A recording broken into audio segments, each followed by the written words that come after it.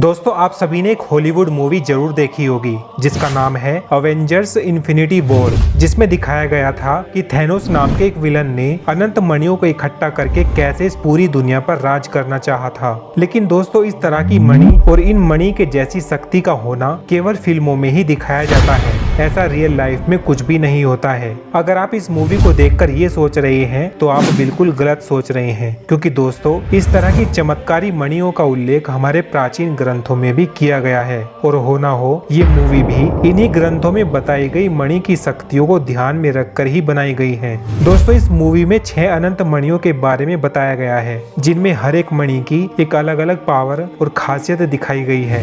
जिनमें पहली मणि है स्पेस स्टोन, दूसरी है माइल स्टोन, तीसरी है पावर स्टोन, चौथी है रियलिटी स्टोन, पांचवी है टाइम स्टोन और छठी है सोल स्टोन। दोस्तों इस मूवी में दिखाई गई इन मणियों के चमत्कार को तो आप सभी ने देखा ही होगा, लेकिन अब सोचने वाली बात ये है कि क्या इस मूवी में दिखाई गई ये मणि आज भी इस ब्रह्मांड में उपस्थित है, और अगर है तो कहाँ है, उनके क्या नाम है, वो कितनी शक्तिशाली है और इन सभी मणियों को कब, कैसे और किसने इस्तेमाल किया था, और क्या इस मूवी में बताए गए थैनोस की तरह ही मणियों को इकट्ठा करने वाले का कोई जिक्र हमारे पुराणों में भी मौजूद है। ये सब जानेंगे आज की इस वीडियो में, इसलिए इस वीडियो को पूरा एंड तक जरूर देखें। और यदि आपने अभी तक इस चैनल को सब्सक्राइब नहीं किया है तो ऐसी ही इंटरेस्टिंग जानकारी जानने के लिए आज ही इस चैनल को सब्सक्राइब करके नोटिफिकेशन बेल को ऑन कर लें। दोस्तों जो लोग सनातन धर्म को नहीं मानते हैं उनके अनुसार शक्ति का स्रोत किसी एक पर्टिकुलर चीज में होता है, लेकिन वही हमारे सनातन धर्म में शक्ति का अर्थ पॉजिटिव या नेगेटिव फॉर्म में बताया गया है, जिसे सरल भाषा में सुपर नेचुरल पावर कहते हैं, जो कि तपस्या द्वारा, पुण्य कर्मों द्वारा या फिर किसी के वरदान के द्वारा मिलती है। और ऋषि मुनि लोग तपस्या और साधना के माध्यम से भगवान की उस एनर्जी के और भी करीब पहुंचने का प्रयास करते हैं। दोस्तों पौराणिक कथाओं के अनुसार इन्फिनिटी स्टोन जैसे अद्भुत शक्ति वाले मणि रियल में मौजूद हैं, लेकिन ये इस मूवी में बताए गए इस सृष्टि के आरंभ या अंत का मूल आधार नहीं है।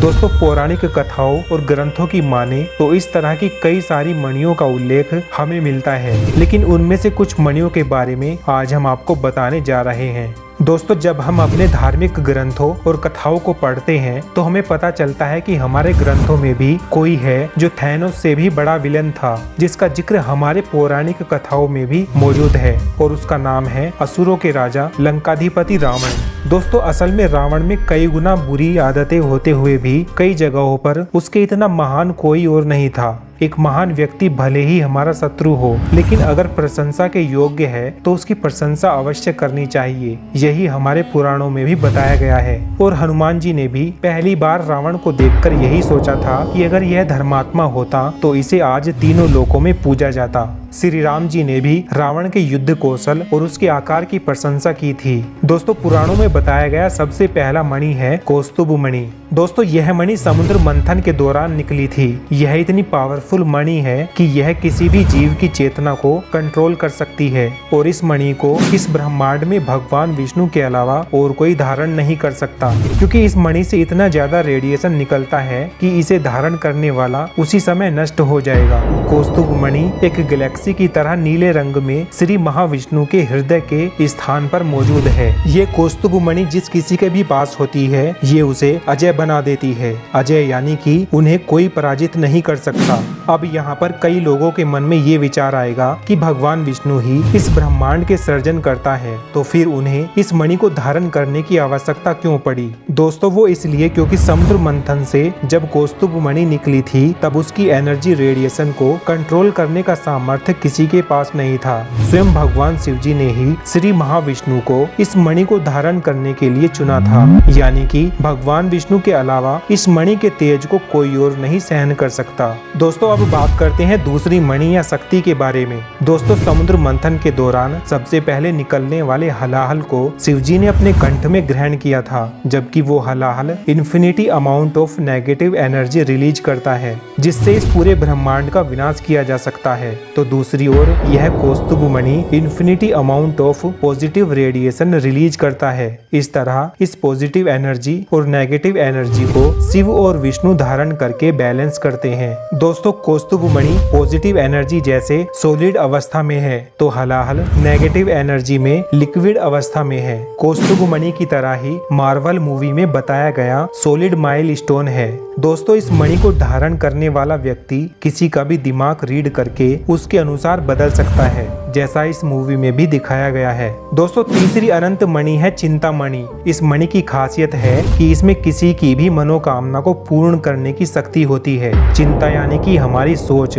यानी कि हम जो सोचते हैं या जो हमारी इच्छा होती है यह मणि उसकी पूर्ति करती है। दोस्तों यह मणि इस समय संभाला नगर के ऋषि मुनियों की देखरेख में मौजूद है। इसी मणि को भविष्य में आने वाले भगवान विष्णु के 10वें अवतार कल्कि अवतार धारण करेंगे। बाकी सभी मणियों में से यह मणि मनुष्य के लिए श्रेष्ठ बताई गई है। इसी की तलाश में निकोलस रोरिक जैसे कई लोगों ने हिमालय जैसी जगहों में खोज कार्य किया है। दोस्तों चौथी अनंत मणि है नागमणि। दोस्तों इस नागमणि का नाम सुनते ही हमें सबसे पहले सीरियल्स में या मूवीज में सांप के सिर पर दिखाई गई चमकती हुई मणि का रूप ही याद आता है, लेकिन असल में नागमणि ऐसी नहीं होती और न ही ये हर किसी नाग के पास होती है। दरअसल यह नागमणि शिवजी के कंठ में मौजूद नागों के राजा वासुकी नाग के पास होती है और ऐसे ही नागों की प्रजातियों में आदिशेष, भूलोक नागराज, एरावत कौरवीय जैसे महान सर्पों के पास होती है। दोस्तों इससे जुड़ी एक कथा पुराणों में भी बताई गई है।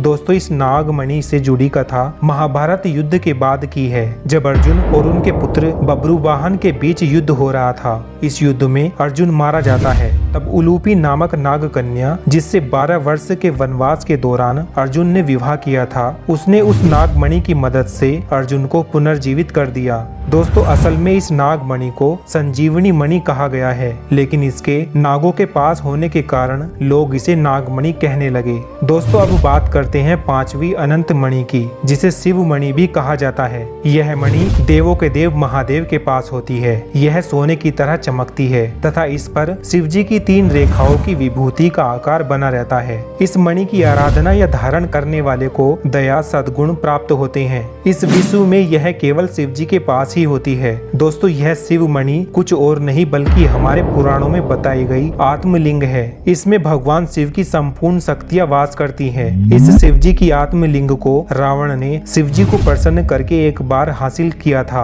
और जब रावण शिवजी के इस आत्मलिंग को लंका ले जा रहा था तब बीच में श्री गणेश जी ने लीला करके उस आत्मलिंग को जमीन पर रख दिया था। श्री गणेश जी को यह बात पता थी कि अगर आत्मलिंग को रावण जैसा राक्षस अपने साथ ले गया तो भविष्य में इस भूलोक पर अंधकार का राज्य होगा, पुण्य आत्माओं का वास इस पृथ्वी लोक से खत्म हो जाएगा। यह सब सोचकर ही गणेश जी ने शिवजी के आत्मलिंग को धरती पर रख दिया था। शिवजी के दिए गए वचन के अनुसार आत्मलिंग को पृथ्वी पर नहीं रखने का आदेश था, लेकिन गणेश जी के द्वारा वह आत्मलिंग धरती पर रखते ही वह आत्मलिंग वहीं पर स्थापित हो गया।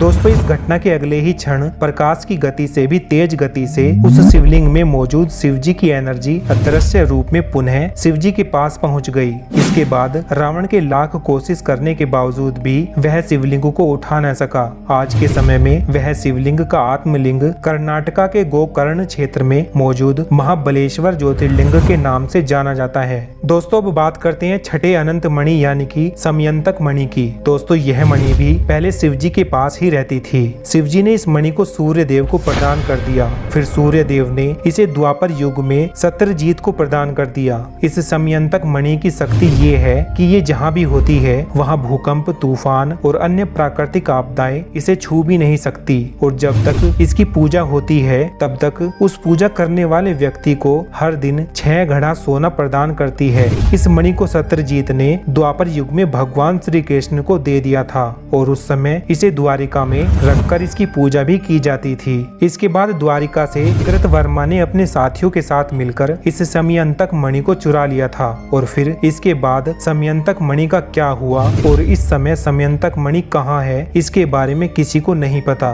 तो दोस्तों ये थी पुराणों में बताई गई अनंत मणियों की गाथा। वैसे तो पुराणों में और भी कई प्रकार की मणियों के बारे में बताया गया है, लेकिन उनमें से आज हमने आपको 6 महाशक्तिशाली मणियों के बारे में बताया। आशा है ये वीडियो आप सबको पसंद आया होगा। इस वीडियो से जुड़ा कोई भी सवाल या सुझाव हो तो हमें कमेंट करके जरूर बताएं, और हमारा मनोबल बढ़ाने के लिए इस वीडियो को लाइक करके अपने दोस्तों में शेयर जरूर करें। इस वीडियो में बस इतना ही। मिलते हैं आपसे एक और नई जानकारी के साथ अगली वीडियो में। तब तक के लिए जय हिंद, जय भारत, जय श्री राम।